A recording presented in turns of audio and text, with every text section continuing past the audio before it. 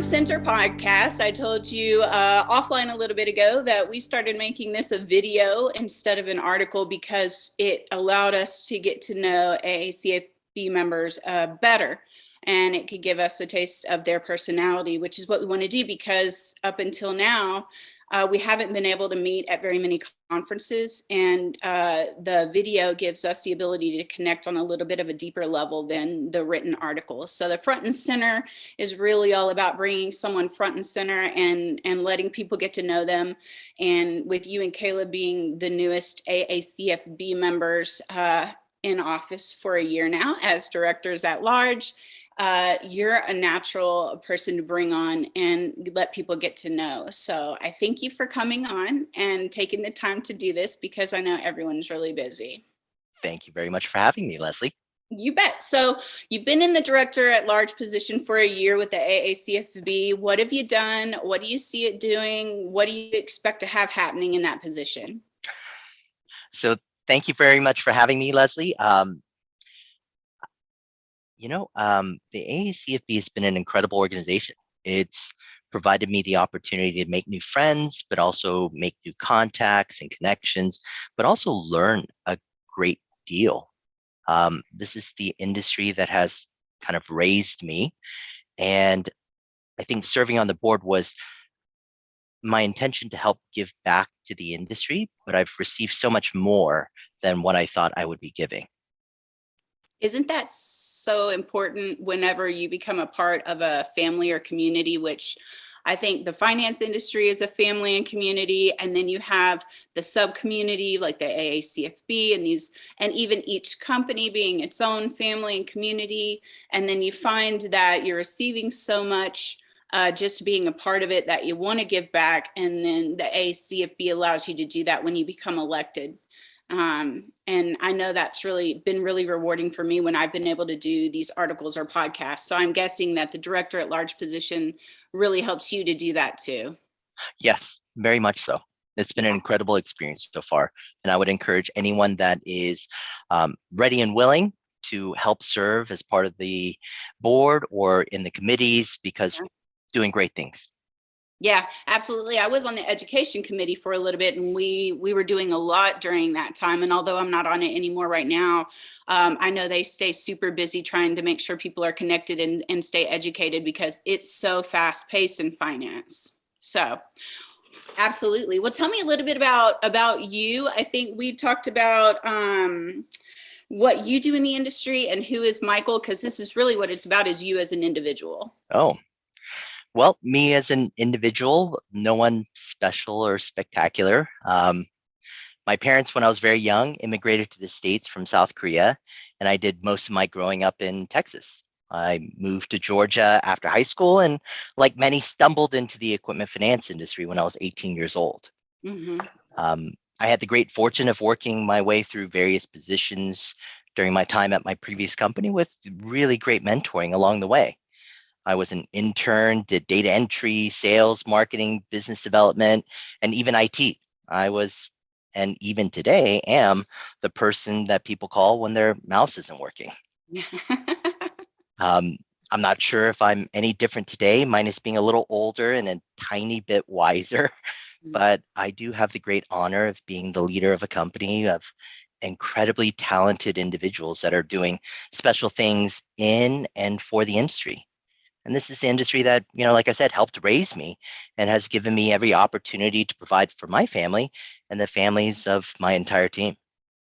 Absolutely. And then the families of the people that you're helping finance, right? Because Yes. we make a huge difference. This industry makes a huge difference outside of the traditional banking system. And I think it's rebellious and it's dynamic. And if you've been in the industry since 18, then you probably are aware, as I am, and why I love everybody in the industry and I love getting to know them on this podcast, is if you've been in this industry, you either stay in it forever and you love it, or you get out and you hated it.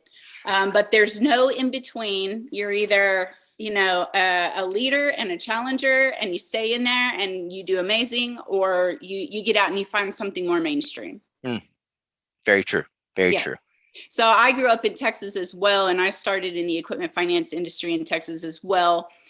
played all the roles, learned everything there was to learn, much like you. So we have very similar roots. I'm surprised that we haven't met before this, and I look forward to seeing you at the conference in North Carolina. As am I. Yeah, thank you. Thank you. So we talked about 2 memorable experiences in the industry, and you were telling me a little bit about one of your experiences and stories. So tell me, give it to me. I want to hear it. Sure. Well, when I first joined Taycor in 2011, I think, we were a company of 3 people. I was number 4. And at the time, we only had a single operations person. And when she went on maternity leave, I find myself wearing the hat of credit, funding, and accounting. And I think it gave me a very unique appreciation and learning opportunity that continues to serve me well today. Um, though I did have to relearn multiple lessons through the various stages of Taycor's growth. We did things very differently when we were a company of a handful of people. And I had to be open to change and learning what it meant to run a company when we were 25 people and 50 and 100 and now well beyond that. But the funny and embarrassing story is a little while ago, we were going through an audit to secure more funding capabilities. And we were on the topic of expense tracking and controls. So I was talking to the auditors and I reached down and I pulled out from under my desk my shoebox of receipts, and maybe some of them were sticking out a little bit. And they all laughed and had a good time. And I think after the laughter died down, and based on how long I was quiet, I think they realized I was being serious. And then a lot of furious typing and writing ensued. And I learned quickly that grown-up companies don't keep their receipts in a shoebox. Yeah, not even a suitcase, right? Yeah. And I think it's funny now because I mean, our accounting team is 5 and growing, and that department is larger than the entire company when I first started. Yeah. Yeah, that's a learning lesson, isn't it? And then your accounting team, does your accounting team or maybe even the person who runs that department come over to you and say, no, no, no, that's not how you do it. They almost run the company then at that point, right? Yes. So, treasury management functions, ARAP specialists, it's always learning because there's not really a booklet that shows you how to grow a leasing and financing company. Right. So much of the population is, 5 to 10, 15 member organizations. Yeah. And so there weren't as many big brothers and big sisters to learn from to see what they go through and how they solve their different problems at various stages of growth. And it's always been a learning opportunity. And it's about kind of solving hard problems and not really able to buy things off the shelf. So I think that's what the AACFB can become. It's just a learning resource for people that want to grow. Yeah, for trailblazers, right? Yeah, I think each one of us should have a trailblazer title after our name. We'll have our name, the company name, and then trailblazer, because you don't get to where you're going in this industry following the path of anyone else. So tell me, I think important to you outside your role we talked about, and that's a big deal for me because I love hearing about what people do when they put their headphones up and they're not sitting at their computer. What do you do outside of that? Well, my family is most important. My wife and I have been married for 10 years this year.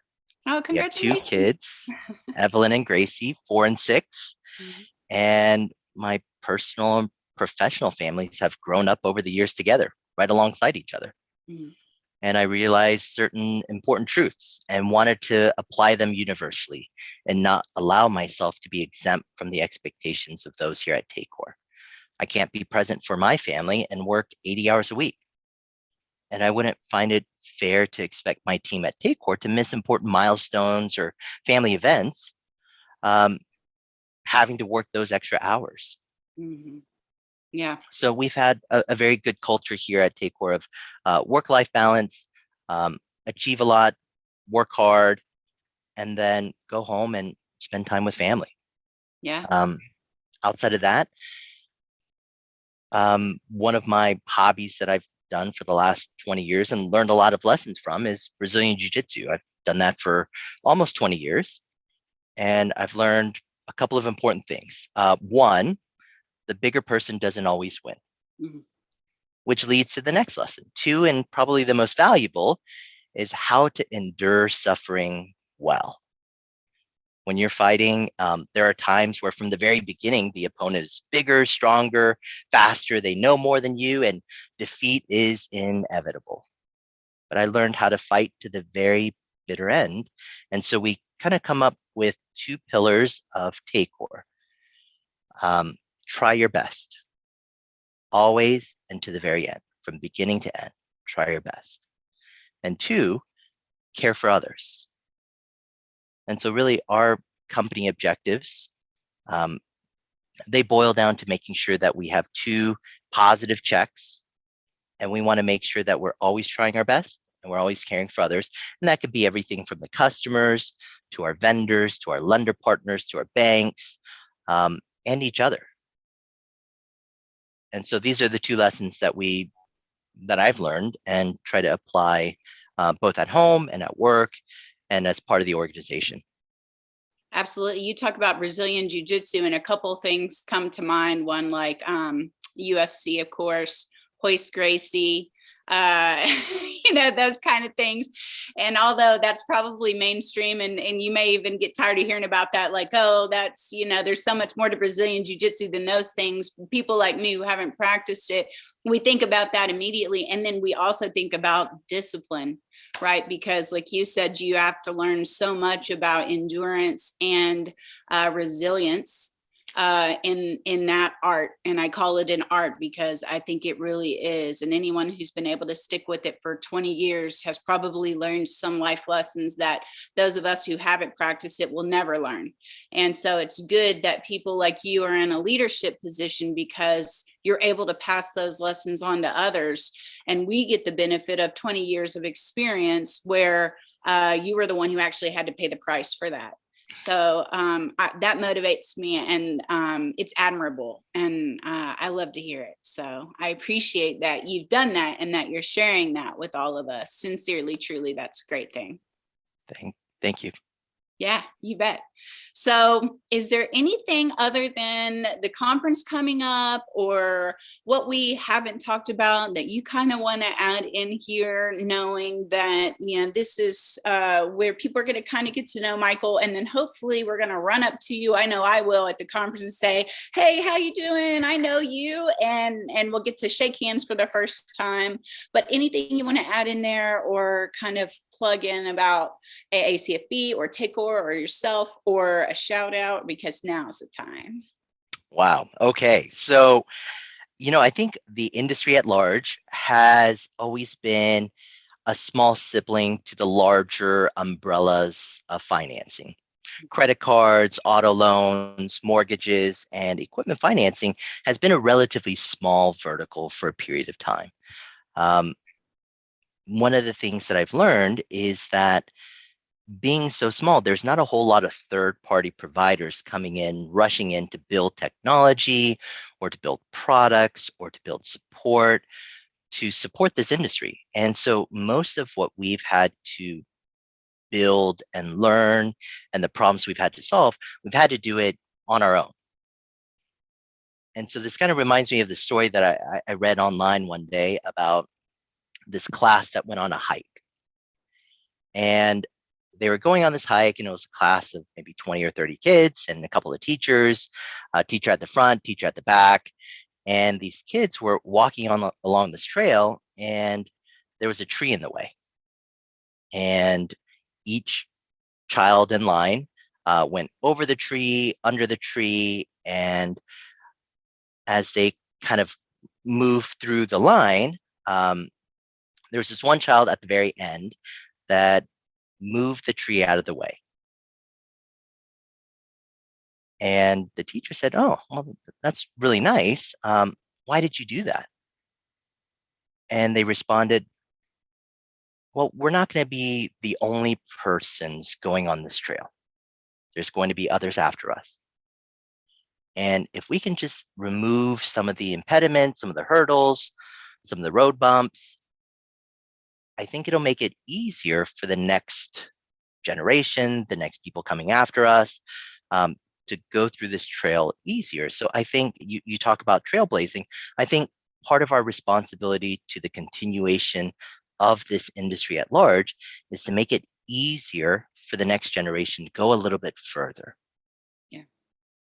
And if they do it the same way for the generation after them, we will, as a industry, continue to go further and further, reach higher.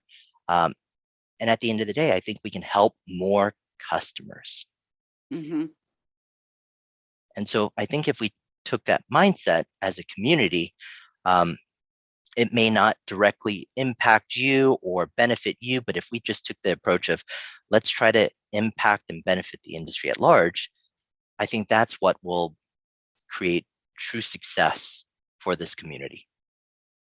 I agree with you 100%. And accountability is a phrase that, or a word that comes up a lot when I'm talking with people, specifically in this podcast, but then with people during the day as we're doing what we do in my company. And that's just accountability. And that's accountability for, like you said, improving things with every decision that you make, knowing that behind you, there's the other classes coming, trying to get down the same road.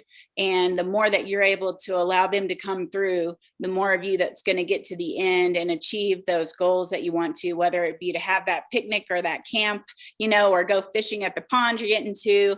Metaphorically speaking, every decision we make has to have a level of accountability in it, not just for how it's going to impact us, but how it's going to impact others. And I love hearing you say that. And I love the fact that every single person I've had on the podcast has brought this same idea forward.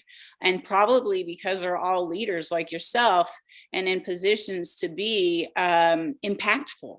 So I love it. And again, I'll thank you for not just being on the podcast, but for going through the trials, bringing Taycor up and being a leader and continuing to be a leader and learning all that you can, and knowing that and letting people know that there's more people like them out there. They're not alone when they get some information from a lender or another broker or someone in the industry that kind of gives them the feeling like maybe they're not doing the right thing or that they're alone in their endeavors to trailblaze. They're not. Well said.